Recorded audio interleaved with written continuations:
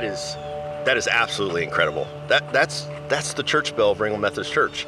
Not just the one that you've seen every time you come in, but the one that was originally in that original church building. We're 175 years old this year. That church bell was put in the original church structure in 1857, and it was located but maybe 200 yards this direction in what is now what we call the Old Town Cemetery, or what used to be called the Old Methodist Cemetery, across from the post office.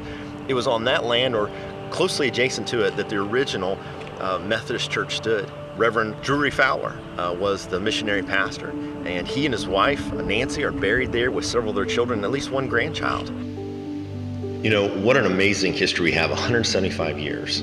Think of all the amazing critical decisions that happened in the life of this church. This church has moved 3 times. It's had 4 different buildings. Even in this building, think of the different projects and the different ministries and the different evolutions of how church was done here. Even worship times. Critical decisions in the life of church that keep and advance its vibrancy. Now, some churches, when they're in decline, some churches that even face closing, they look back and they can trace their irreversible decline back to a moment or several moments, a decision, formal, informal, where they chose the wrong path.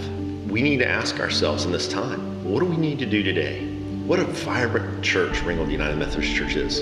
But will it be in 3 years? I hope so. I think it will. Or 13, or 43. What do we need to do today? What do we need to be on the lookout for? What do we need to be praying about and inviting God to give us discernment? Those moments of decision, those attitudes, the season of life in a church where only looking back can you tell everything was pivotal to that moment.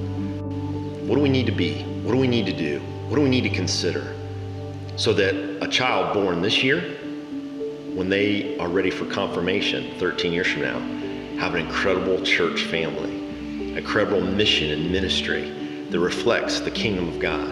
Well, what do we need to do now and in the years ahead to make sure that some 43, 44 years from now, a child born this year could be your pastor then? It's so important. These are critical moments. Let's look back, celebrate 175 years, incredible, and through that, see ahead. Embrace the exciting potential and deal realistically with the challenges. Let's see ahead together.